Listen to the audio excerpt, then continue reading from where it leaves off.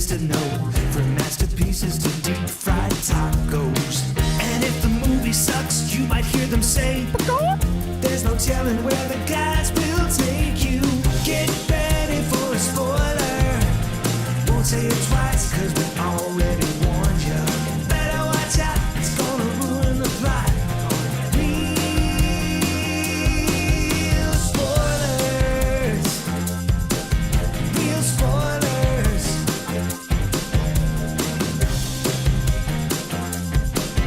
Real spoilers.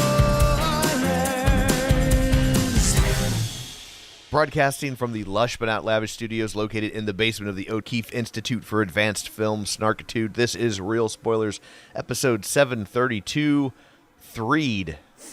Hey, there you go.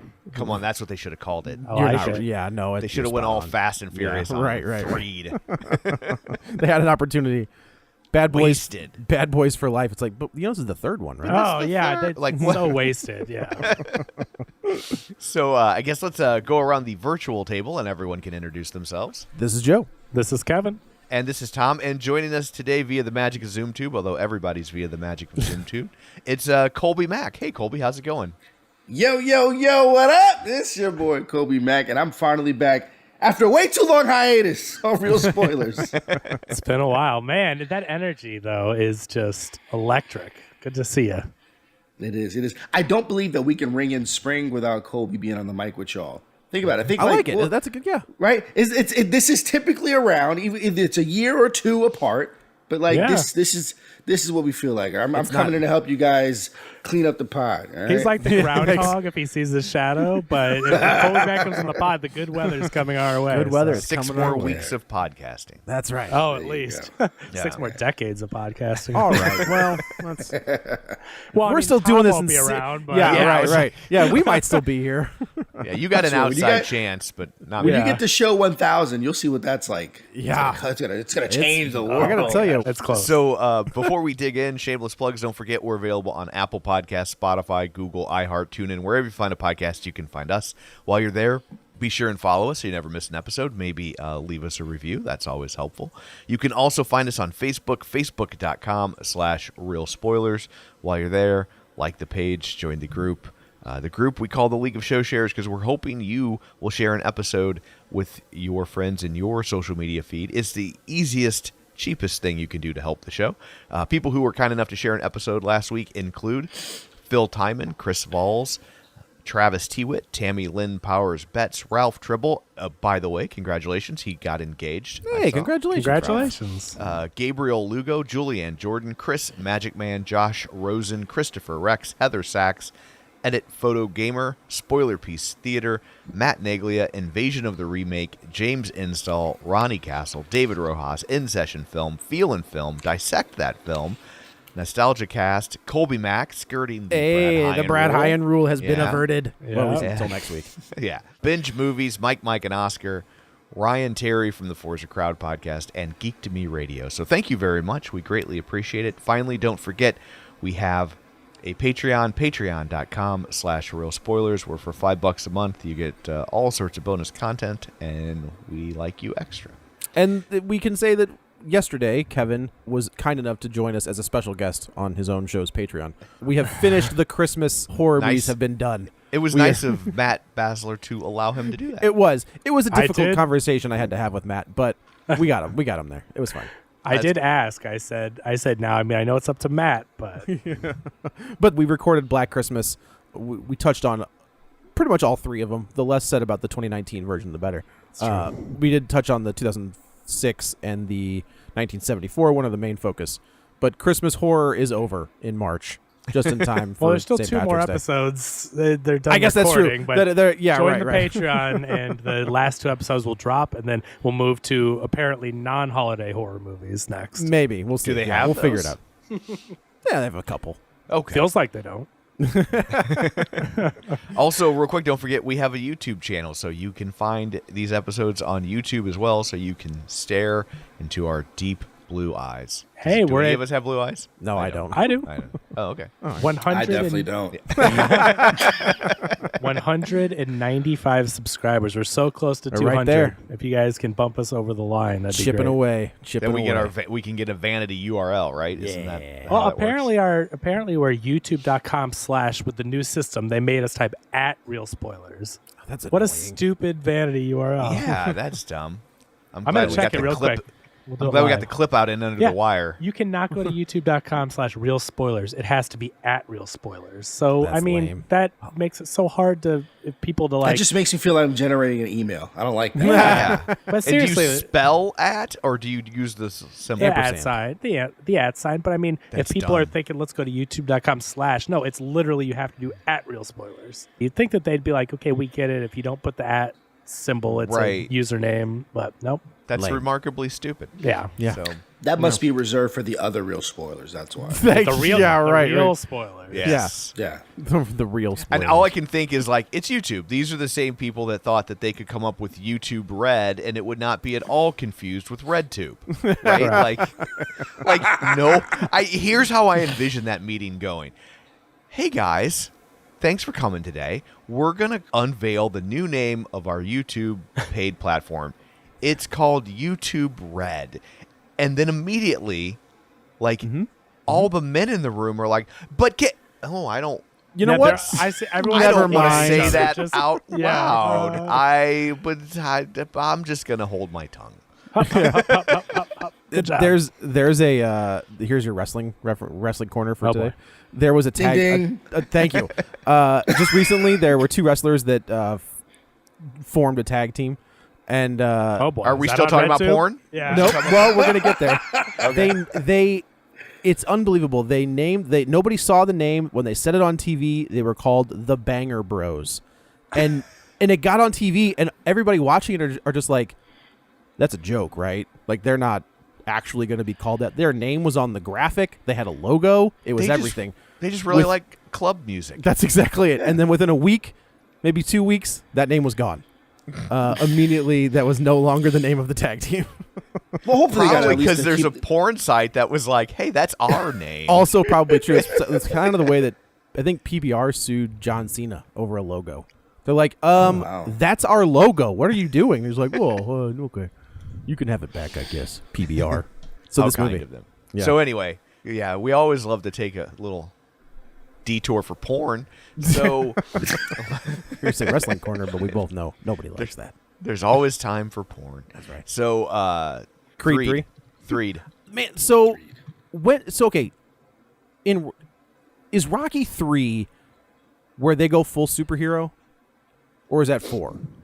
Like, is Rocky 3 still kind of like a drama with boxing in it, or is it? Here's how I kind of look at it. Rocky 1 is an art house movie, Yes. right? Like, I Yes. mean, it's very 70s cinema, Yes. right?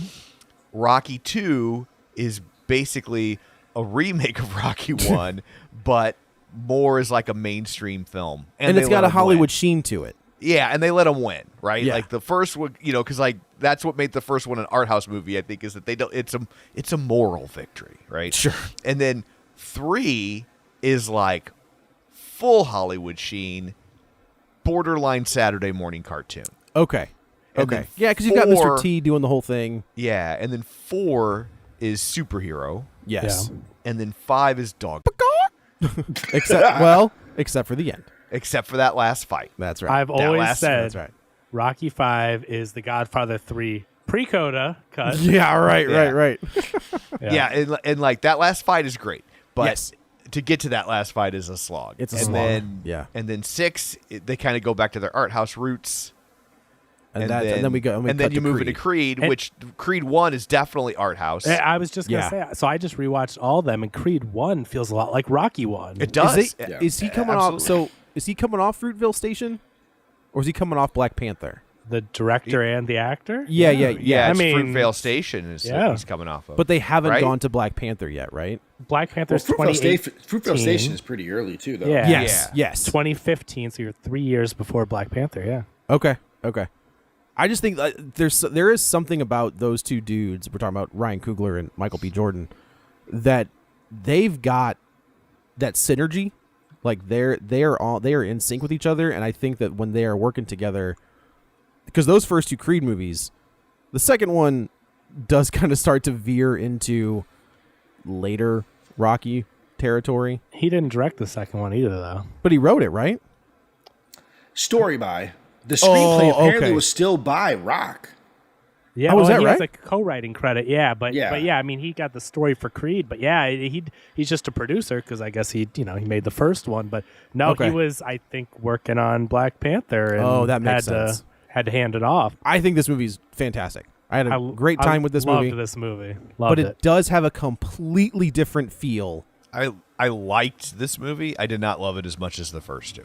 I think that's fair. See, Yeah. the second one I did not like, and going back and watching it as a part of the trilogy, I didn't mind it as much, but I remember talking about it on the podcast, and after I loved the first one, I mean, just absolutely loved the first one, and watching it again, I'm like, this first one is amazing. It's just so good. Yeah, absolutely. I just, the second one seemed like kind of a fall from that, and it did feel like it was going a little bit too cartoony or something. I don't know what it was, but at the time I didn't really care for it. And this one to me was a return to that kind of like what the first one was doing. I loved the backstory. I thought it was very clever, the way that they went back and like kind of, I don't know if you'd say retcon things, but they gave him this whole backstory and introduced a whole character that never even came up. Well, but they tied it into why he was, in the home in the first one and everything. And they give a good reason for why he hasn't been brought up, right? Like, Yeah. the the reveal was compelling, and you're waiting for that reveal. And finally, I think the problem I had with this movie is I don't feel like this is going to sound crazy, I think, for some people. I don't feel like they made Jonathan Major's character scary enough. Oh, really? Okay. So that's go ahead. From an in the ring standpoint, right? We see him as a kid, and obviously he is a next level badass. But killer, now he's been in jail for 18 years, and we never really establish that he's like in Rocky 3, Clubber Lang is a next level threat that on paper there's no way Rocky should beat this guy, right? And and even Rocky's scared of him. Like I never got that sort of vibe from this movie. I never got that Creed was fully scared of this guy. I never got that this guy was maybe gonna kill him. And I think we needed some footage of him still fighting in prison to show that he had really been staying up on things, or another fight where he I know we get the fight with Felix. I was going to say that fight with Felix told me everything I needed to know. This guy is going to kill you if he has the chance. To me, I don't think. And he should have knocked him out in the first round. Yeah, it should have been 1-2 done, and also I don't think Felix looked all that threatening. Here's the problem that they run into, right? Felix was the world heavyweight champion. That didn't work. When Jonathan Major, because we don't see him without They deliberately, you don't see his shirt off until he finally gets into the real ring, which I thought was smart. He's supposed to be several years removed and retired. Right. And you think he's gonna look a little bit out of shape. But this dude not goes, the case. This dude goes to his agent and goes, "Okay, I'm gonna get in this ridiculous shape. You are gonna give me at least 3 movies where I can show this off. Because I'm gonna be a bodybuilding model. I am gonna be a boxer. I'm gonna be a villain. I'm gonna pull a plane. Yeah, right. He gives to me a next level performance in this movie. And this is what I wanted in Quantumania. He was way more threatening of a villain I than don't Quantumania. disagree. Even though I feel like they didn't set him up to be threatening enough. Yes. Yeah, which is ridiculous. This is the best he's a Kane Marvel variant. villain. Yeah. How on earth is he a better villain in a boxing movie than an MCU movie? I do love that. I do love that Jonathan that Damian could be a variant of Kang. I think that's kind of fantastic. They could actually spin that in there in Earth 6-1 whatever. In the Council of the Caves, they should have shown. They should have had Damian. Should have figured it out. But I get what you mean though, Tom. He's not the classic villain that we've been taught to interpret in these type of films, and I contend. So I've only seen Rocky 1, 2, 4, and that's it. I skipped 3 completely. I don't know where I was at. Oh, when 3 you gotta came watch. out. You gotta but watch I that, didn't man. watch it. But remember, there before when there was still like a little bit of apprehensiveness with regards to, do we continue the Creed franchise past 2? And remember, the original storyline is that whoever the antagonist to Adonis Creed was going to be like, oh, is this going to be the son of Clover Lake? So I remember hearing that. And I'm glad that they scrapped that all together. And I think that the insertion of Damian Anderson, which is a great name, really does work. He's a different type of antagonist. I contend that in the first Rocky, the antagonist wasn't supposed to be Apollo Creed. Rocky is trying to push past and beat himself. Yeah. You know? Oh, sure. And that's what makes those movies work. And of course, yes, when you get to 4, like I said, it turns full on superhero, Fast and Furious, and then you have like, the more pronounced villains and things of that nature. In the first Creed film, Creed is his biggest adversary. He has to be able to push past that. And you the name, have right? Out of the shadow. Exactly. And I thought that this was good. And I'll say this, if anything, what I got in this film is that Damian is a much more cunning adversary. Even though he's been locked up for more than half his life, the biggest thing, and I've heard people say this, is that there is a fear that he would either make a move or do something violent or like externally aggressive towards Bianca or their kid. Everything he did was engineered, which make it much more calculating and menacing, in my opinion. Is he is like a Machiavellian villain in this movie. I love. I would say you say, Kolby, even though he was locked up for half his life, and I would say because he was locked up for half his life. It's a lot of time to orchestrate your return. He plays this character 2 different ways, and both I think he is brilliant. So we've got the first half of the movie he gets out of jail and he is very humble with Adonis, and he's kind of meek. He is like, thank you for the opportunity. Like, I appreciate you doing that. Like, I'm like, what is this? Because I didn't watch the trailers, but I know they're going to fight at some point. And I'm like, how is this? This guy seems too nice. Like, when when Duke is like, hey man, this is a bad idea. Like, and you know that Duke. I don't want to call him Duke Jr., but that's what they keep calling him. His name. Yeah, right. Duke. He knows. He sees it. He's like, this is not okay. And you can even let it go a little bit. Little Duke. Oh, Little Duke. Yeah.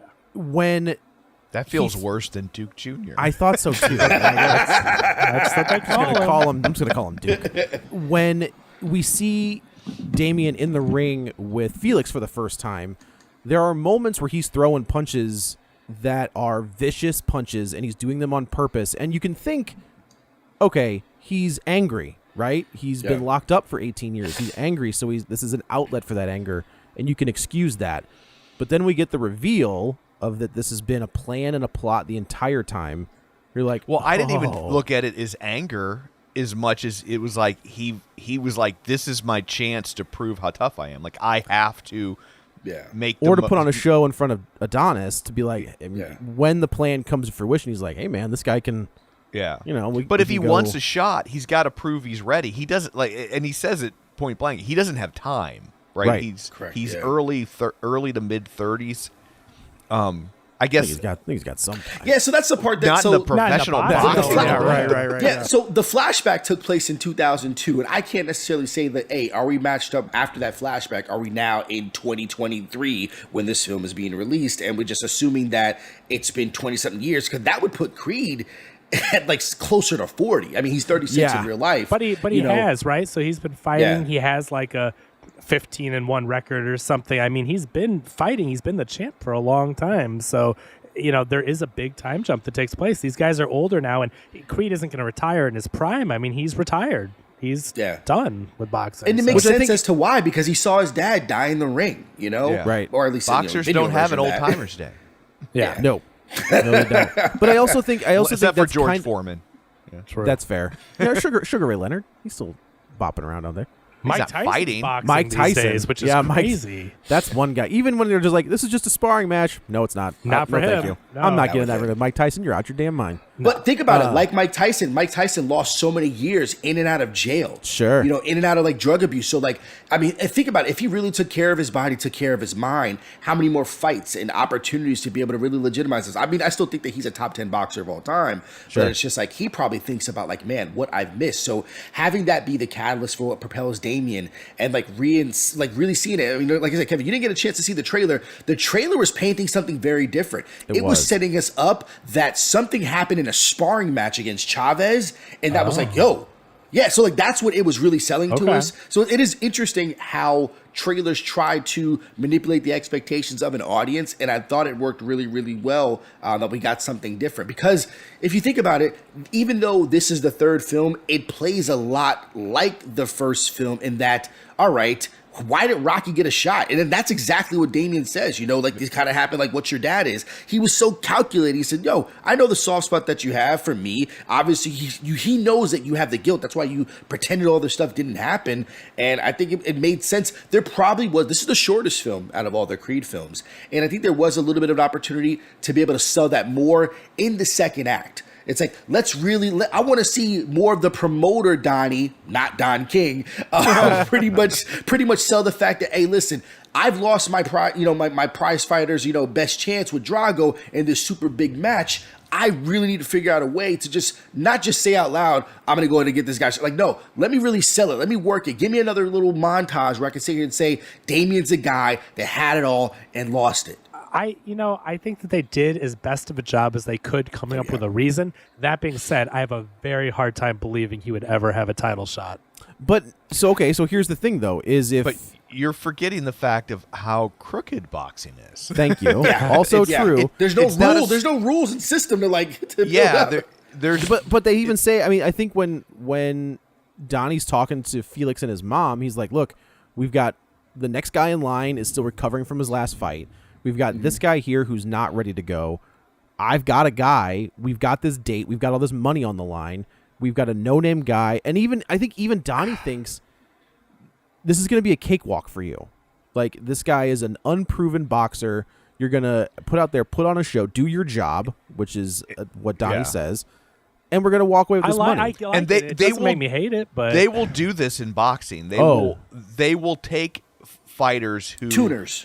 Yeah, who are good, but not quite good enough. And you want a guy that's good enough to give a good fight, but not good enough to win. Right. And so they'll do it to pad the records. And there's a really good episode of This American Life about this. And there was a short-lived Showtime TV show based on This American Life. And I think it's available on either Prime or Hulu. And the first episode follows one of these boxers, and they picked him for a Showtime fight against this guy, and he was supposed to. I mean, it was not rigged. Like, let me make this clear: they're not rigging the fights, but remember that there's a line from Rocky 2 where Mickey's like, "They was hand picked." Oh yeah. And this guy, wins. And oh wait, no, it was an MMA fight. No. This is boxing. Oh, this okay. is boxing for sure. And this guy wins, and now he's what do we do? He's elevated because now he's got a belt or a ranking that he didn't have before, and so things like this do happen. Especially, they never said this, but the other advantage to having Felix fight Dame, there we go, is that they get to keep all the money. Right. Yeah. Right. Like they're not picking someone from outside of their boxing gym, and so they own both. It's like it's like you're going to the Super Bowl and you own both the teams. You're good. There's so much betting that happens. These guys are from the same gym. I don't get how they can even do that. I think that happens a lot, especially with the promotions. Because there's no organized governing body with boxing. You just have the safety boxing they could commission. Seriously. I mean, but if you work for the same company, one guy can take a fall, and they look at Jake Paul. Jake Paul is a prime example. He doesn't fight people in the same gym. He fights other people from outside. You think he's fighting them outside, but he controls how the money is distributed. Yeah. So it's like win or lose. That's the thing. Win or lose, you already know what you're going to get. But that's different knowing what the purse is. I'm just saying that they picked these guys trained together. He's his sparring mate. Oh, now there's going to be a heavyweight world title, and there's all these people in Vegas putting odds on it. It's like that's crazy to me that they would let that happen. But to Tom's point, I think CBS was trying to get into the MMA game, and they brought in Kimbo Slice, who at the time was like the internet sensation and all this other stuff, and they picked a guy who were just like, you know what? He's going to walk right through him.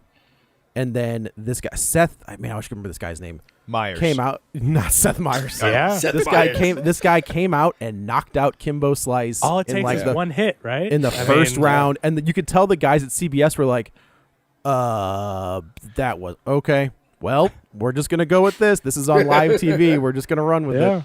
I think the problem that the Creed movies are having as they progress is just that boxing just doesn't matter. That is anymore there is in the a same boxing way. is a fallow period. The only people that get any sort of attention are those two jerk off brothers. But it's coming back now because of the YouTube. The Banger Brothers. No, the Banger Bros. Yep, that's what it is. But Yeah. YouTube is revitalizing boxing. It's all the YouTubers doing it, and I think that's what I mean. If you look, Michael Buffer was in the first two Creeds. He's not anymore. Now they're at Crypto Arena with whatever that FZS whatever that thing is in the I middle. don't know who this guy is with the gray dreads, and he kind of sounds like a Buffer. Like, is there a cousin Buffer that we don't know about? There is I another think- Buffer, but he's with the UFC. Yeah, but this is the gotcha. new. But this is like the new what boxing is. So it's interesting that it's been revitalized in a way to where it's starting to matter, but it's to a younger crowd, and it's just Are you different. talking about the ring announcer guy? Yeah. Yeah. Oh yeah, yeah. Because there's two. You get two that are both like desperately in search of their own catchphrase. Yes. Yeah. Yeah. It's fight night. Man, it sure was on time though. From Crypto Arena. So the Damian Creed fight is in LA Stadium. Yeah, it's at That's- Dodger that's Stadium. What, Dodger Stadium. That's where the Dodgers play, which I thought was, if that was filmed live, I also don't think they could fill a stadium. That's CG No, background. Yeah. That's CG. Yeah, If anything, like they're both Marvel guys. They say, "Hey, Kevin, can we borrow that dome?" Like, Sure. CG place, because even when you get to that point and you have this very surrealist anime-inspired fight, like there's no need for people, right? All those people. There's only 25 people there, and then they just duplicate them. You can with tell that, when they're you know. coming down the aisle, it's the people are Yeah. there next to them, and then everything Right. else is just. But it looks good. You can't. I mean, you only does. know because you know. It's not like it. I also don't think looks a bad. boxing match could sell out Dodger Stadium. No. I think Really? the right It couldn't? boxing match Like, can yeah, sell it out couldn't- Dodger Stadium. You think a so? big. So I mean, it's not a football stadium. What you're talking about? Dodger Stadium that has like what 25, 30,000? No, No, but most then you got to think the baseball- seats. They're going to be on Yeah. the field as well. Yeah, So that's true. You know what So I mean? most- Like it's You gotta Most understand base- the Latino community in LA, they still love boxing. that's fair. I guarantee you, if you get what's you know Canelo? like this Ryan if you get Canelo or the big super fight. I mean, granted they're not heavyweights, but Ryan Garcia and what's the dude from New York, a little smaller, Tank Davis, right? Tank Gervonta Davis. You get them two, they can do an LA. So the thing is, I think boxing is never going to go away. It's hard to celebrate the heavyweight classic, what we had, growing up with and hearing about it from the early 1900s and then the 50s and 60s, so we're not going to get the heavyweight class like we used to, just because there's not enough money. There's not enough money into it, which is weird, Yeah. Yeah, I think considering people Floyd of Mayweather that- makes as much as he makes. That side, I think also it's a dangerous sport. I think, and so Yeah. it's like, Yeah, but the UFC is selling out arenas. Yeah, but those Yeah. fighters aren't making money either. That's true. That's also fair. Thing is, and before you can actually kind of make some money, you've been in 30, 40 fights. Yeah. Yeah. Yeah, and your head's all messed up. Yeah, that payoff is that's not all there. I don't need that cauliflower here either. and there's and like you were saying, Kolby, there's no system. There's no like, if you do this and you get to here, then you go to this next level. It's like it's totally, no matter how good you are, it's still going to be about who you know and which promoter you sign with. Who's going to make Right. the most money for the promoters? Yeah, and so it's At least in it's- the Creed movies, you don't have to worry about weight classes. Those don't exist. That's also true. That yeah. was I was gonna Tony just say- keeps winning belts no matter what. He's like featherweight, I got it. Lightweight, it- I got it. It was like, I know it's never really mattered in the Rocky movies. You see the people Rocky's up against and everything. But I was like, I have a hard time. Okay, Michael B. Jordan gets in amazing shape for this movie. He's ripped. Sure. Yeah. He's jacked. He looks awesome. But like, Jonathan Majors is huge. And it really, Yeah. I just have a hard time believing they're in the same weight class. There's about a 25 to 30 pound difference between I think he and so. that. Yeah. Easily. Even though they're similar in height and stuff like that, but like just Jonathan Majors, like he just stocks it on. And I Yeah, mean, exactly. this guy, I don't. He's one of the greatest physical actors that we have in this generation. And I'll make a bold statement here. Since Jamie Foxx and Scarlett Johansson, this guy's going to get a double Oscar nom for Best Supporting Actor in this film and Best Lead Actor in Magazine Dreams that comes out later this year. Okay. Oh dang. Okay. Yeah, I want to Yeah, see. I'm booking it. back to the weight class stuff. I feel like the Rocky movies at least initially addressed it because it's been a long time since I've seen it. But wasn't that one of the struggles in the first Rocky is him trying to make weight. But he only it's actually I was thinking about that the same thing, Tom, is he only fights for the belt twice. Yeah, and then after that they're really I mean, borderline I guess he loses exhibition the loses the title to Clubber Lang. So I guess you and could then he kind of gets it sign back. off and say, hey, since we're not fighting for like titles and stuff like that, Yeah. I don't mind that 20, 40 pound difference. Yeah, you could say Yeah. it's a I'm catch just weight. thinking, fight. like, Baby Drago in the Thunderlips, second Clubber. one, that guy's like, it's That guy is huge. he's massive. Like That guy- just his upper torso's 200 pounds. Like, that's what I'm. Yeah. So it's just I know that it's never really mattered, but I was just like going into it without seeing it. I'm like, how is he going to get to be in that same class to go for the belt? But anyway, it looks great though. It is interesting to Fights are look. good.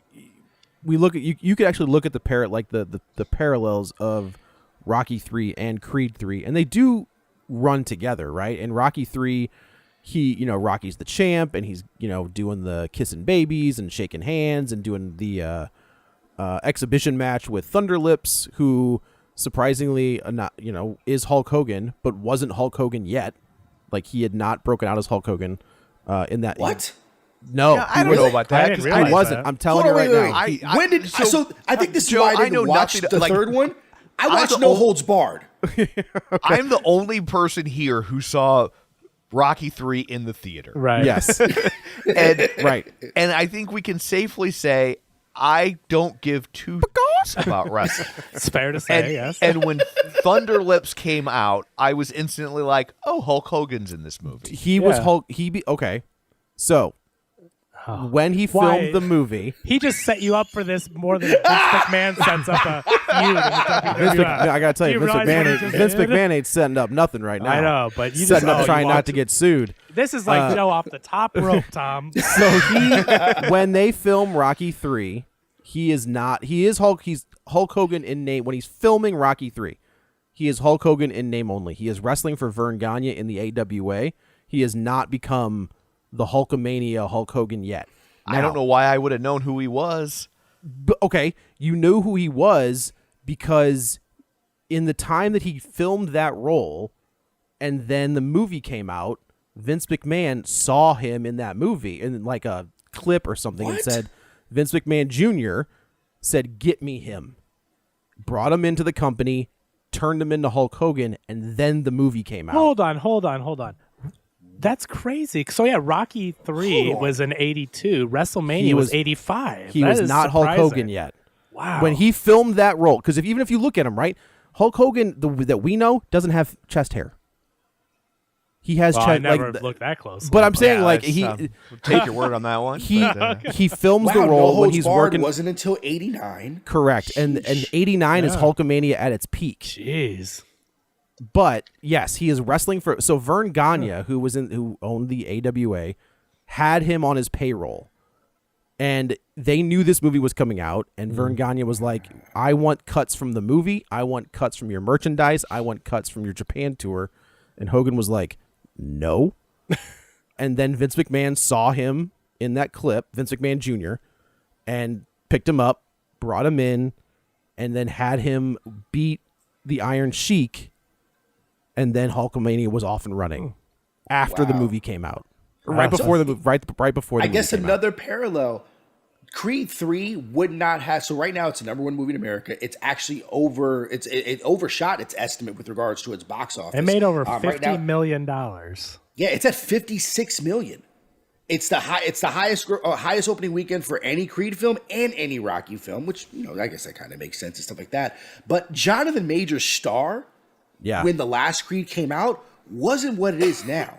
Right. So like they kind of capture something really special, which makes like this, this 1v1 between the two of just like, here's the bona fide movie star that Michael B. Jordan is right now, and here's Jonathan Majors right on his heels. He is on the You're like, rise. Jonathan Majors. I mean, obviously he's the villain, the big bad of the MCU. He's been in tons of movies lately. Lovecraft Country is pretty great. Lovecraft Country is great. When I saw Last Black Man in San Francisco, I was like, this dude is going to be a star. He has one of my favorite like press moments from doing press on this film.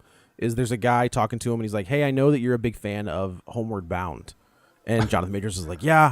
He's like, "I love that movie." He's like, "Have you heard the theory that at the end of that movie, like when Shadow is limping to the family, like he's dead. And that's like the what we see is Shadow's like doggy heaven. You can see like the fear and the sadness in Jonathan Major's face when he tells him that. And the guy and the interviewer goes, my face right now? I didn't know that. yeah, well, it's just a theory. It's not really what it is, but I mean, like, it's a No, theory. but it makes so much sense. And the guy goes, "Oh, you didn't know that theory?" And he was like, "No, I did." He's like, "Wait, when he's limping, he's dead?" And he was like, "Yeah." He's like, "Oh my god." And it's just like the human emotion. The other one that I thought was really funny is Michael B. Jordan was doing a press thing. And this guy sneaks in. He's like, "Hey, so I heard you were working with Warner Brothers in this Superman Val Zod mini project." And you can hear a voice off screen go, "He can't talk about that." Yeah. And the guy goes, "I had to try." And Michael, he like kicks his head back. He's like, "Hey, man, you gave it a shot. Like that's all the you tried." But this is coming off the heels of Ant-Man that didn't do what they wanted, or maybe it did what they thought it was going to do. I don't know. I think Jonathan Majors has a blank check. Yeah. I think he's going to be one of those guys that we're going to see for a very long time. I'm not sure. How old is he? He's got to be in his mid-30s. He's similar age to Michael B. Jordan. He's 33. Michael B. Jordan's 36. Yeah. Okay. So he's only 33. Old. He's got to hold the face. I didn't got to realize hold he the was face. that young. Yeah. I mean, no offense. I mean, he's in great shape and everything, but I just didn't realize that.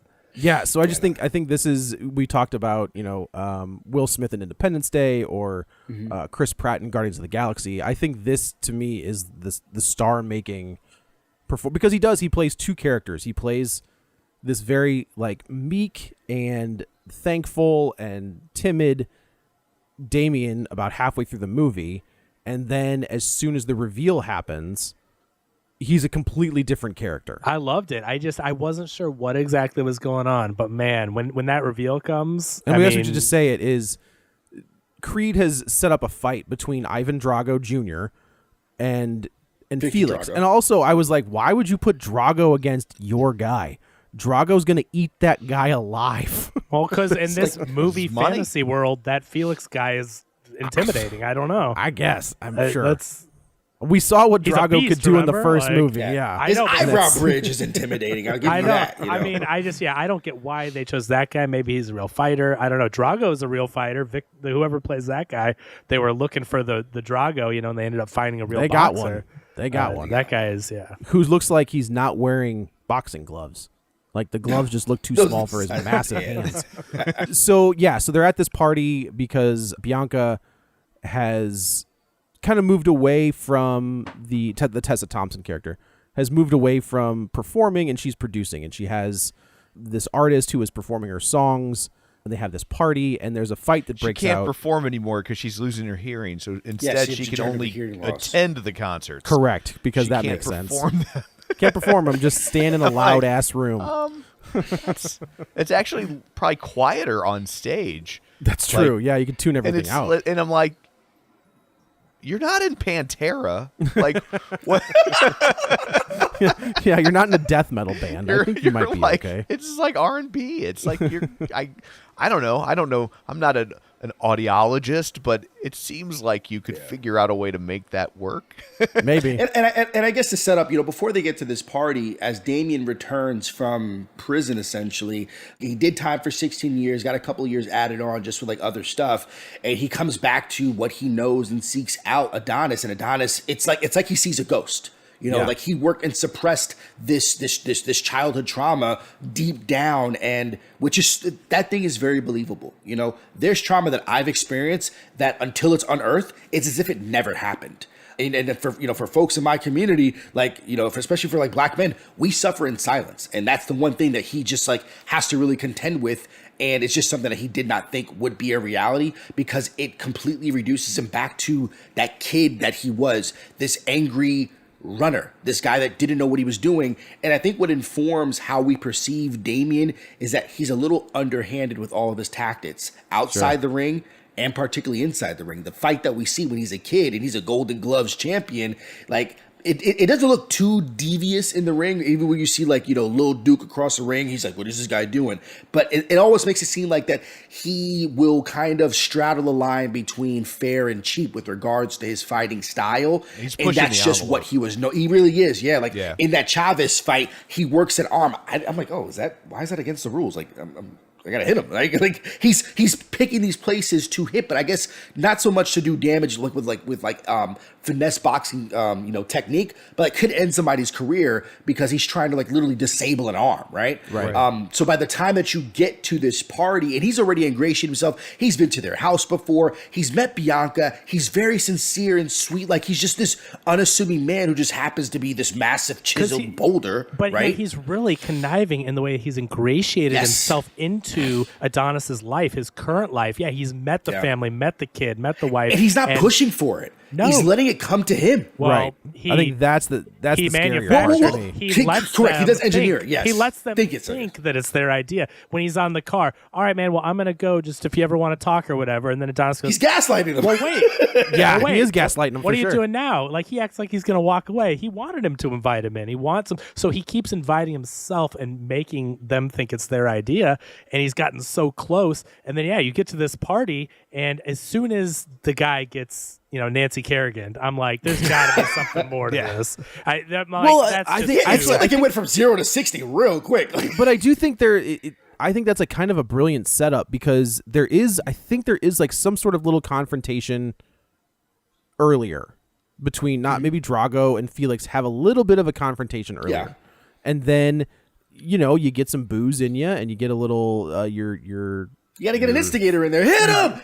That's exactly. And then this guy, he hits him with like an axe or something like that. Yeah. But it's well orchestrated. It's well done in the film. But I just personally, as the viewer, was like, okay, wait a minute. This is a little too perfect. Jonathan Majors comes back. He wants a title shot. He's been locked up for 20 years. Then all of a sudden, the fight falls apart because the guy gets injured. I'm like, something is up here. Yeah. And come to find out, Dame was behind it. Yeah, Dane set everything Rashad's up. Character, go to the, and everybody has like between Little Duke and Phylicia Rashad's character, who I guess would be the surrogates because there's no Rocky in this film, right? Yeah, and there's no. And I didn't know. I did not know that there was no Rocky in this film at all till after the film. Did they even mention him? He says something about Rock. Does he say he's with his kid in Vancouver? No, he does not say that. They do not mention the status of where he is. So it's like, and because I didn't rewatch Creed 2, I was like, yo. Did Rock die in Creed? Yeah. No. Which one does he have? Is it Rock in Creed 1 where he has cancer? The first one he has cancer, and the second he's fine. And at the end of the movie, he visits his kid in Vancouver. So I thought maybe in this one, I swear that they mentioned that Rock was in Vancouver with his kid because that's where he was at the end of the second one. I thought they said it, but he makes a comment. Maybe he says, "Oh, the comment is like when your dad gave Rocky a shot."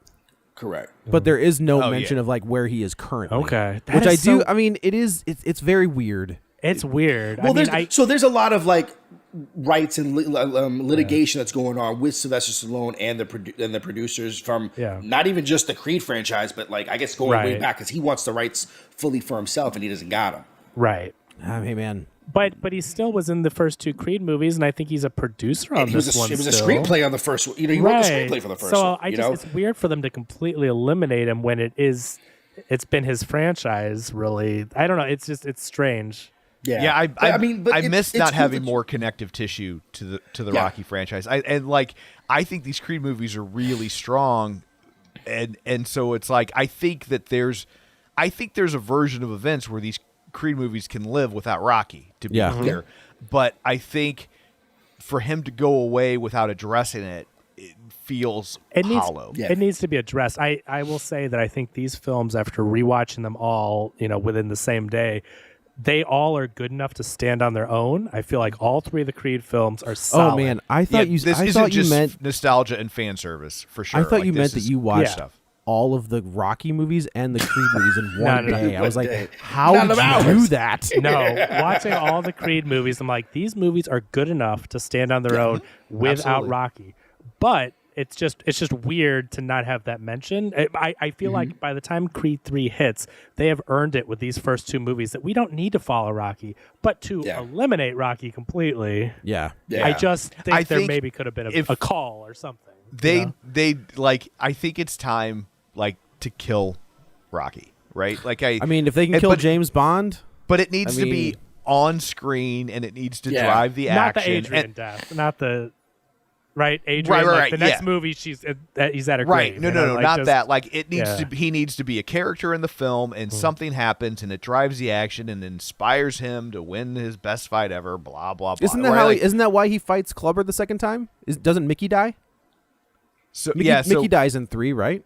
Mickey dies in 3, yes, and then he comes back to fight Clubber, and then Apollo dies in 4, yeah, right. And because I think you'll always find deaths that kind of propel the protagonist towards doing something great again. And I wouldn't say that in this film. We get it in this one for sure. I mean, I guess technically you do because you have a great death, in Phylicia, which I got to say, it's a really incredible scene. There wasn't a lot for her to do, but the fact that she's been hiding letters from Damian from prison, which creates even more of the discontent that Damian has, for Adonis, who he literally saw this young boy run away, and essentially, if it's any true lament that I have on this film, what we see actually revealed in the flashback is not enough for a 16-year charge. Like, I'm sorry. Like, I need to see a bit more. Well, he does. He does have priors. It was like the 3 strikes thing. I'm not saying it's right, but it's because when it's revealed, you're like, he shot him, right? Like you think that he killed the guy, but then I think so. No, I also think that there are a lot of people in jail who don't have enough for a 16-year charge. Yeah. Like, that's true. I'm surprised that wasn't like a storyline. Like, yo, we need to make sure to come to talk about our justice system inside this film.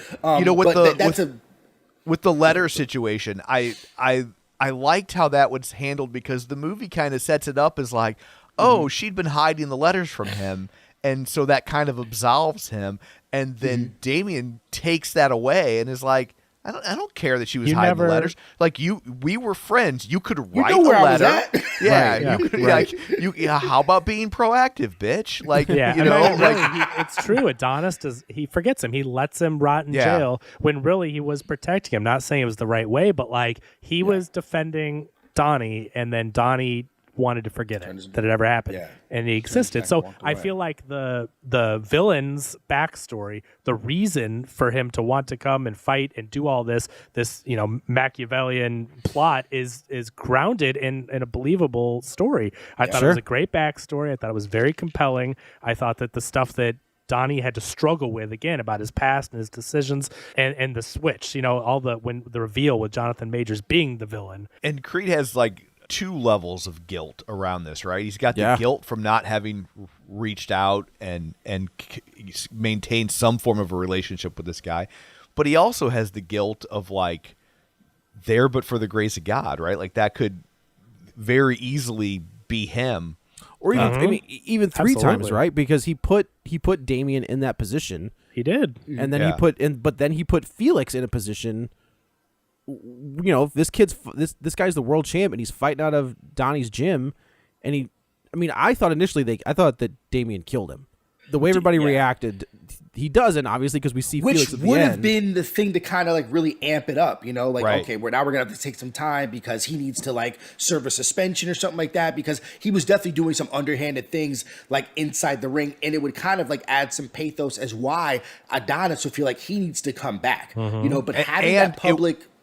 It would also fix the problem of Damian not being scary enough in the ring. Yes, if he killed the guy, right? Yeah, if he killed or permanently damaged the guy. But that's what happened with Apollo, right? It's like it would be the same kind of. I would have it be some things that are re-brought back, and I think it's fine. I think it kind of like to have that be another added storyline would then serve as another complex issue, because remember, not only were we dealing with like Adonis being the promoter, Adonis being the retired boxer, he's also a dad at this point, right, to a young girl who wants to be like him.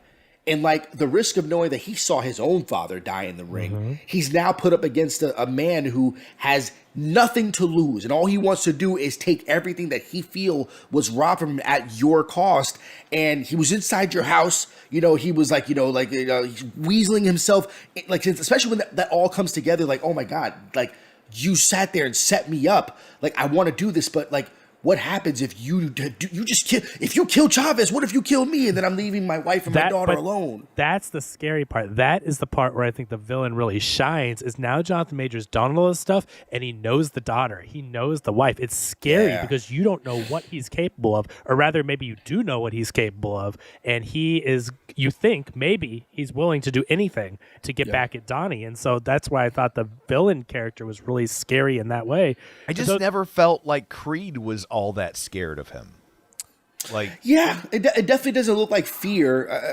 That's why I said earlier, I think Creed is coming up against himself, really not wanting to grapple with the sins of his past and the shame and guilt that he feels of that. And I think that's what makes the talk that they have post the third act climactic fight that much more poignant. But it does the second act chart like what we've seen in all of the other Rocky films, which is fine because that's what we've been taught to be able to enjoy. Right. And then we get like our training montage. It's like, you know what? It's right. You know, but I will say that Apollo was also never afraid of anyone. Yeah, even Apollo when he was not. Anytime, when he fought Rocky, he definitely wasn't afraid of Rocky in that first one. He wasn't afraid of Rocky in the second one. He wasn't afraid of Drago, right? But he wasn't. He had retired by 3, but he wasn't afraid of Clubber Lang. He was afraid that Rocky couldn't make it against Clubber Lang, and he isn't afraid of Drago until he gets into the ring and he sees the size difference. Not even that, because remember they go to like bang gloves, and Drago's hands don't move. Boom. And the look on look on Apollo's face is like, whoa. But that's the first time we ever see him, even when he's getting his ass whooped. There's never a moment where he has a look of fear. Yeah. So I do kind of think that Adonis would also have pun intended, the eye of the tiger. Yeah. Right? He knows he's got such confidence in himself that even when his back's up against the wall, he's gonna win. Yeah. And he's not scared of him at that point.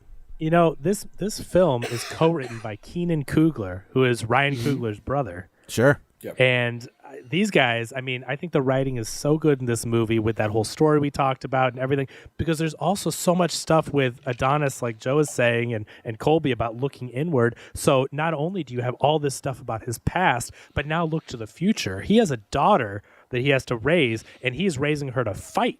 Where he's a boxer. That's how his world works. But this girl is now fighting her classmates. She's getting in trouble. And Tessa Thompson's like, this is not the way that we want to raise her. She realizes fighting's not the way. And you look at him and he's like, totally. Fighting not good. But he has to realize he's a boxer and she's a kid. As the father of 2 girls, fighting is just fine. Yeah. he's like, do you know what paid for this house in the Hollywood Hills? Yeah, right. Fighting. I will say, if there was any opportunity to be able to have Rock in there, there's a scene at the gym where Donnie's up late at night and Amara, his daughter, is downstairs kind of rearranged stuff. She's watching YouTube videos of Donnie's fights. It would have been even better if she was on like a FaceTime with, hey, I just wanted to say I missed you, pretty kid. good. Or don't tell your dad I've called. Yeah. Or that would have been that, really have cute. him. Who are you talking to? Nobody. Yeah. Or have him be like, talking about, they're both watching the fight, right? Where he's like, no, watch his feet move this way, watch his hand, things. Because imagine if Slickly, that's a good call. He's been like teaching her things, so like when he brings her over to the body bags, it's like, how do you know about this? Yeah, right. That is pretty good. Do you think we're setting up this? Do you think we're setting up this franchise to be about girl boxers in 20 years? Oh, absolutely. Let me tell you something. I think Creed's story, and we'll get to the third act shortly, but I think Creed's story is done. And I don't want to have the retread of we get a 4, a 5, and a 6, and then we're like, we got some films that you can take it or leave it. I think Adonis Creed's story's done. I would not mind a time jump in which we now focus on the life and struggle of Amara Creed, right? Being like, and maybe it's a bit of not only is she going through like the women's boxing ranks, but maybe she's the first boxer, not only who's a deaf boxer, but also decides to take on like a guy. I don't know. That could be a lot, but this movie's making too much money just to stop. Loosely titled The Amara Conway, a Creed story. That's a good name. You heard it here first. You heard it here first. That is a good name. I just like the problem I have with going on with her as a boxer is just that like there's no money in that. Like, you know what I mean? Like it's like you can look at Yeah. Muhammad Ali's Layla daughter. Ali. Yeah. Layla Ali, right? And she was a beast in the ring, but it's just like that's not a it's it's right or wrong, it's just the reality of the situation. I wonder if they could move. I mean, you obviously can't, but I wonder if they could move this into MMA because It wouldn't be the same. It would I just not be the don't same. know. I agree. It would wouldn't be not. the same. Yeah. But I think women's fighting in MMA is more of a popular thing than women's boxing. Hey, And that you're could about- be a point of contention maybe between, her and her dad, right? Like if you jump this up, 15 years or whatever, I mean, you'd have to age up Michael B. Jordan because he has to be a part of this, right? Sure. But then you cast, instead of like this young actress we have here, you get Amanda Stenberg as being his daughter, right? And we kind of see essentially that Halle Berry movie Bruise that we got a couple years ago on Netflix, Yeah, right? she could fight Hillary Swank and break her neck. I mean, we can pull this all together. If you all the way here time for jump it. it enough, she can fight Real Steel. Oh, there it is. Yes, she could. Or what was wasn't man? Who was the other gal? Wasn't who's the gal from Fast and the Furious? Michelle Rodriguez. Michelle Wasn't she in one Rodriguez. called like Girl She Fight? was in one. There was She Girl was, Fight. yeah. I think that's Yeah. the movie that got her noticed, right? Oh, is was that her right? breakout. I think so. so, That was yeah. super. Because Yeah.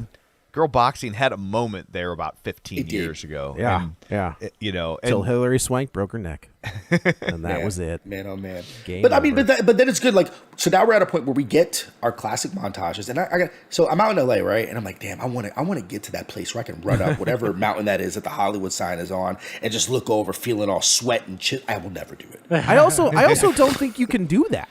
Isn't that blocked off? I don't think you get like he was like 50s, like 50, 60 feet away. He was above the O. Like I don't. The I'm pretty sign sure. is you can't climb the sign and stuff, but you can go around it. I don't know where he was at. I thought they stopped people from getting yeah, like I don't that think you close. get there anymore. Yeah. You can get like for your selfie shots because I Yeah. have one. We There's, kind like, of. a park. I was kind of bummed that he gets to the, in the first one we've talked about how they do not give you that theme until the perfect moment at Yeah. the Yeah. perfect time. It earns it. It earns that theme. And I thought in this one I was like, can you raise your goddamn hands? Like, can you stand on the top of that mountain and put your hands in the air? Like, that's what I need you to do right now. But they don't do it. Yeah. And I was like, God dang it. I do love how they take the Creed theme and they reinvent it with every film, and it gets more melodic, more orchestral, more sonic in some places. Like, it's so fun what Ludwig van Göransson did in the first film. And I don't remember the name of the composer for this one, but the theme is just, it makes it feel like an instance of where it kind of stands separate from Rocky, like with that Creed theme. And But you up do until get it's the- up classic. until the end. You do get Yeah. that swell. You don't get the traditional Rocky do. theme, but you get the swell when he when the fight. Yeah, you don't get that, Yes, but you get the da da. Yeah, Yeah. when he wins at the end. Yeah, spoiler. At the draft house, they took all of the montages from the first two movies, and instead of having whatever song they were using in that, they set it to songs by the band Creed, Oh, that's fun. and it was pretty hilarious. I think the montage from the second one they did with arms wide open, and I was like, this is hilarious. So final fight happens. It's really good. The fight choreography and I think the it's slow fantastic. motion, everything looks really Yeah. great. I think Kolby mentioned it's anime inspired, which I think made So it it fresh worked and for interesting. you to remove the audience for you guys, because I know Yeah, you guys are yeah, curious yeah. in some instances. Have seen so Yeah. many boxing fights. It's So cool. I wasn't too sure how that was going to play, but it felt really good to watch. yeah. No, I Thought it think was cool because he I was think in it his doubles head. down- They yeah. were, yeah. It doubles down on the one-on-one, Yeah. right? You take everybody else. This is me and you. That's it. We don't care about anybody else. It's you and me, and we'll just go from here. It So looked I like- did like that. Yeah. It looked good.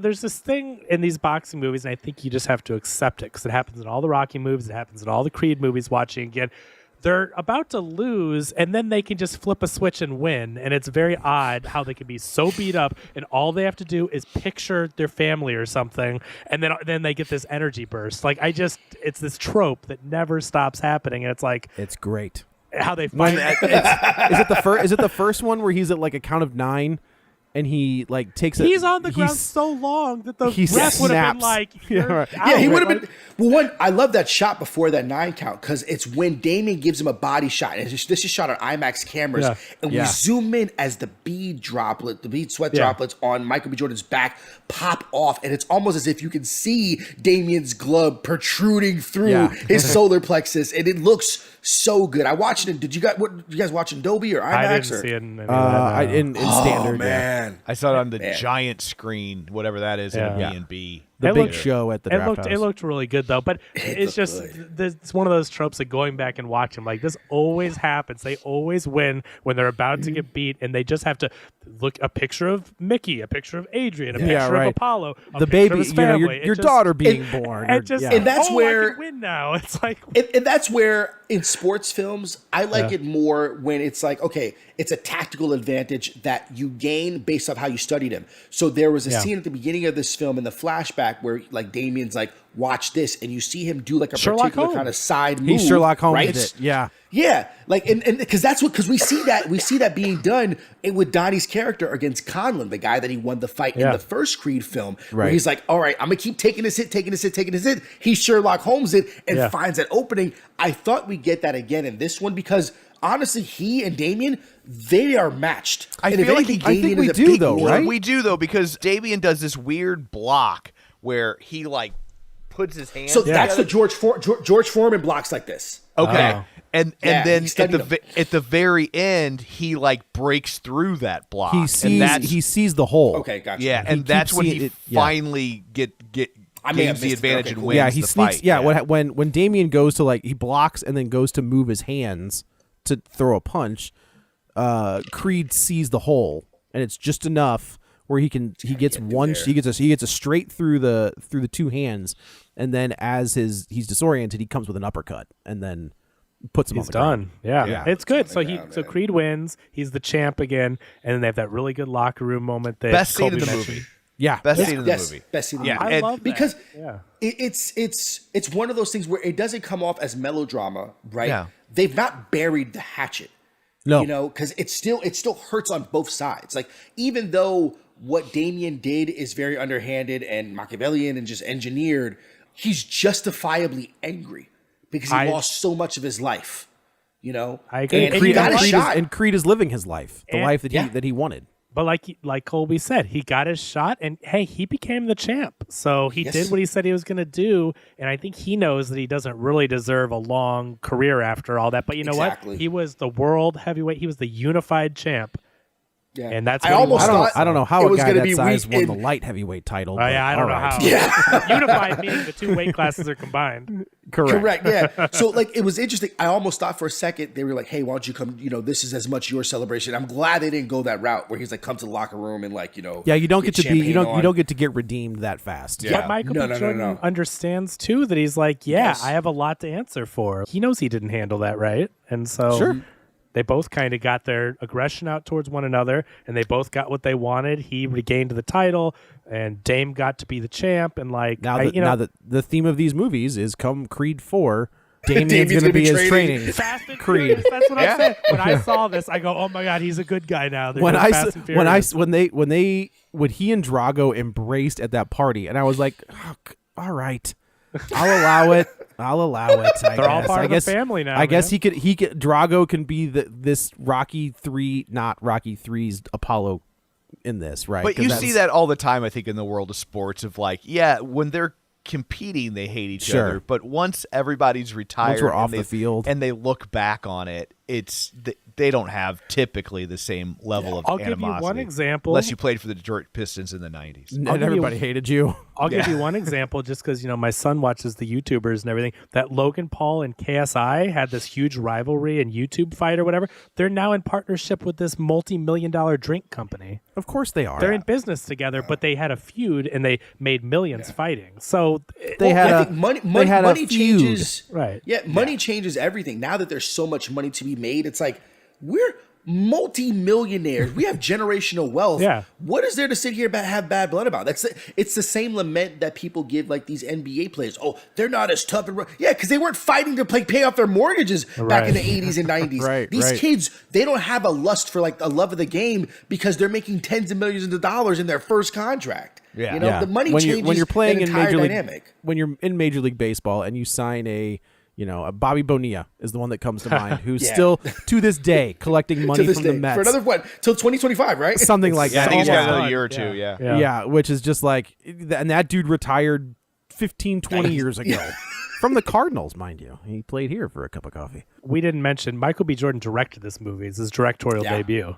Pretty impressive. I thought he did a great job. Yeah. Yeah. No, the fight choreography is good. The camera movement for all that is good. I want to back up and talk about that scene between them at the end real quick. It just in terms of, this is something you never see in movies, and you never see two men, especially tough guys, apologizing to each other. That's fair. And taking ownership of not only their issues that they brought to the table, but then also they not only apologize to each other, but they also forgive each other in that moment. And like you never really see that in movies, but especially in movies where it's come watch these guys beat the holy hell out of each other, right? Yeah. It's healthy. Yeah, it is. And I just You thought, don't like, see it, what a great way to end the Well, movie. I think it is interesting. I think that there is, and rightfully so, there was kind of like a lot of takes on toxic masculinity, right?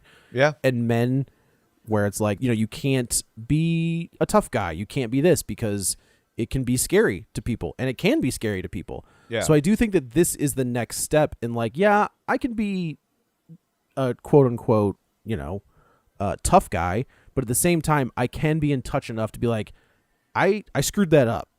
Yeah. I'm sorry that I screwed that up. But if we, I'm going to knock you out is really what it comes down to. I think that's why I really love that scene too. It's really healthy. It's great to show people that you can be competitive, you can be tough, but at the end of the day, you can also be a human being and treat other people with respect and to, admit when you're wrong, apologize, all that. Yeah. No, and I think Tom, you make a great point, is that I do think that that's something we do not see in action movies or movies. I don't expect John Wick to apologize. Let's put it that way. And that's a different type of movie. Yeah. Right. Like that's, but like I don't feel like you'd ever see something like this in a Fast and Furious movie. Absolutely. You've never seen this in a Rocky movie. Yeah. He apologizes to his I don't son. know. I mean, the way that you've got the transporter inside these Fast and Furious movies, they made up pretty quickly. Well, but it's Not on screen, they didn't. Not on screen, Right. correct. That's right. This movie is so well written, and you've got Ryan Coogler's brother writing it, who obviously is an excellent writer as well. It's co-written by him and Zach Baylin, so to give him credit.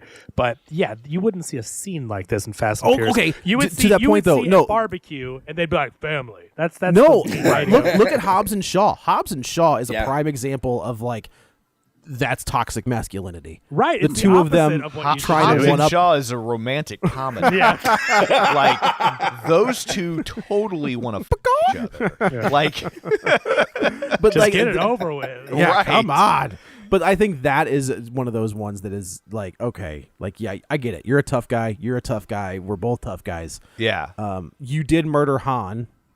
Just putting that out there. But I he guess didn't. Surprising. But he didn't. No, he didn't. But we didn't know that at the It time. wanted to. Yeah, he tried to. He blew up an entire hospital full of patients, of innocent patients, but no big deal. No big deal. I'm So part of the dumb. team now. But Well, we didn't give those characters names, so it's okay.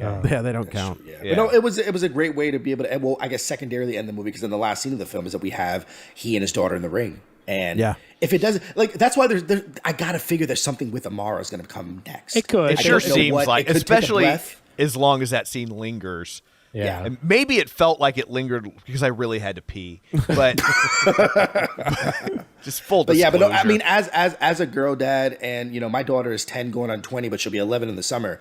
Like, I saw her in Amara, Big time. And I just made me proud. Like when I go to Atlanta to go visit her, I'm like, I can't wait to watch the movie with her because I think this film, like, it's interesting. Like, sports movies have a way of uniting folks in the same way that that professional sports do, for us as a country. Like, it does unite us, and that's why it's #1 at the box office. And it's gonna be a tough month of March, right? There's it is not an tons easy of movies month. coming out. No, it's not. Man. I mean, but the thing is like, I don't think the crowd that's gonna go watch Scream 6 next week is going to be like, is going to take away from the box office for Creed. So I can still see Creed 3 holding on for a second week. I think it's going to have a strong second week, but I do think that Scream is a 6 huge. is going to. I think Creed's secret bullet is that there's a lot of older people who care about this franchise because of Rocky who wouldn't necessarily have this movie on their radar otherwise. So I think you'll see it have stronger legs because you'll have an older clientele potentially interested in seeing this movie. Especially and they don't know that reviews. Rocky's not in the movie yet. Yeah, right. They're going to be super pissed. Those Tuesday seniors when they're coming in, like, we're about to go see Sylvester But Stallone. the thing it's is, crazy he's not on the poster this time, but Yeah, as much as I miss having Rocky in the movie, I also feel like it works without him. I just think it would have been a little better if he was there. But if you're going to see Creed 3, you've seen 1 and 2. I think you're invested enough in this point that you don't feel ripped off if there's no Rocky. That's what I'm saying. I do feel they've earned it. This movie at this point has earned the chance to get away from Rocky, but Rocky will always be in the DNA to some extent. And he's the only one that's not back. Right, like everybody else is back. From Victor Tessa Drago's Thompson, back. Yeah. Well, I mean, okay, but I wasn't really counting him, but Michael B. Jordan and Tessa Thompson and he was Phylicia Rashad, they're all there. He was the antagonist the last movie, and they brought him back to spar, and he was gonna get a title shot, and then he was a sparring partner. Like, to their credit, like they didn't have to bring back Victor Drago, but they did. Yeah, should have brought back Dolph Lundgren too. I think because they're trying to keep that connective tissue. Because the creators of this movie, the creative team behind this movie, they don't have a problem with Sylvester Stallone. It's the producers, right? It's not that they didn't want to use him or his characters. I think they're really trying to hold a place to where he can come back and it's not weird. But his comments haven't helped either. I think he was asked, he's like, what am I supposed to do? Hold this spit bucket? Like, so it seems like it's a little tepid, but also Rock, you got Rock, like that's his real name. Yeah. Sly, you got your last fight. Yeah, you got it in Rocky Balboa, man. It made no sense then, and you found a way to make it work. Like you know what this is now. I think he's great in the first two. We all did not have hope for that first Creed movie. We were like, oh, for sure. Here we go. Like, Yeah. none of us thought it was going to be that. If any hope that we had, it's like, you know what? We believe in Coogler, and there's something special about this Michael B. Jordan kid, but another Rocky movie, and this time it's a spin-off of Creed's kid? Like, come on, that's not going to... And it worked supremely. It did. You know what he should do? He should fight in Creed 4 Milo Ventimiglia. I mean, Creed. We all know that Creed versus Balboa 17. Oh, but Adonis should fight him. Yeah, Adonis should I fight. thought you said Rocky should fight him. Oh no! Maybe I did. I meant Adonis. I meant Adonis. Sly would love that. Yeah. No, Adonis versus whatever the kid's name was. Yeah, is good. Robert, as good as these movies are, as good as Sly is, you have to know when to pass the torch. The dude has done plenty of these movies. I don't know why he can't be gracious enough to just be like, yeah, it's my time to be the trainer. Like, I can't keep being the star of these movies. For sure. There's no version of events. Like, these movies are about boxing, and like it already strained credulity for him to fight in Rocky Balboa, 6. yeah. I know it's not called Rocky 6. No, Rocky but, Balboa. yeah. It made no but they figured out a way to make it work, and it did, and that was a good movie. And honestly, this is a franchise that time and time again, with the exception of Rocky 5, has been good when it really shouldn't have been. Sure. Like, there's every time you think, how are they going to get there? They have figured out a way, except for Rocky 5. It's so funny because that theme is going to come up next week as well. I think this is, and I stated, and then I did some research. I was like, oh, I guess that wasn't that bold of a statement. This is the greatest sports trilogy of all time in cinematic history. Oh, just the Creed films. Now I got it. Wait a minute. But then I recognized you there's think not a lot of sports trilogies. Yeah, I was like, I don't know. They don't get a lot of sequels. I mean, you've got Rocky is like major. Most, But then if I include Creed a part of the Rocky franchise, I think that this is the greatest franchise in American I couldn't history. argue with that. What else? The greatest is a better sports franchise or franchise? Well, I guess if you say sports franchise, I think it's a very easy argument. But like, I guess the only one that can come up against it is Star Wars. But the thing is, there's Lord of the so Rings many is pretty not good, great. the first trilogy. But see, that's the thing, though. It's like, but you have to, if you're gonna count Creed as a part of the Rocky franchise, you have to count The Hobbit as a part of the Lord of the Rings franchise. Then it's not That's right? fair. Yeah. So if I'm looking at that, I'm looking at, okay, 1 and 2, really, I mean, one of the greatest sports movies of all time. 2, really, really good movie. 3, right? I haven't watched it from what I hear. It's 4, good, but it's lesser than for sure. right? So you have 4. That's like still like another great film. I hear 5 is not great. 5. I've never just watched fast forward to the end. Yeah, I've never watched Rocky Balboa, but I heard that that's good. Yep. Uh-huh. Yeah. And then you get Creed. That's a 9 out of 10 for me. Then you get, even though there's a drop off in the second Creed film, I gave that an 8 out of 10, and I gave this one a 9 out of 10. So I'm like, if I'm talking about the dearth of just like the quality of all those films, if you look at like Nightmare on Elm Street, okay, you got 1, 3, and 4. Now you got that's- New Nightmare, but that's a different movie. New Nightmare, yeah, but it kind of operates in this interesting space, and I'll give Freddy versus Jason too. Like I'll give that a part of that, right? But Halloween, it's like half of those aren't great, So if I'm thinking of all these franchises, if you think about with the 9 films of the Star Wars films, It's hard to dispute that. I mean, you're not wrong. It's up there. There's a case to be made for sure. I would say, even though it's not a franchise I care about, James Bond Yeah, is I think they have more consistent. hits than misses, that's pretty Yeah. solid. Yeah. yeah, especially the last run. But yeah, I think really, there's only one truly bad movie in this franchise. It's 5. Yeah. Yeah. Yeah. So So there you go. But I guess that's it for this one. Let's go around the table and everyone can say where to find them. This is Joe. You can follow me on the Twitter at Joey Butts, BUTTS21. This is Kevin. Follow me on Twitter at Kevin R. Brackett. And Kolby, where can they find you? yeah. You can follow your boy. I'm on all the socials at Kolby Told Me. That's KOLBYTOLD me on Twitter and IG. And when I'm in the mood to write, you can check out our website at mreportpod.com for my podcast, Minorities Report. Awesome. And you can find me on Twitter at Roger Kubert or on Facebook at facebook.com/Tom O'Keefe. Find the show online, facebook.com/Real Spoilers. While you're there, like the page, join the group. And of course, don't forget our Patreon. So that's it for this one. Thanks for tuning in. And until next time, Braddock defeats Bayer. Get ready for a spoiler. Won't say it twice, 'cause we always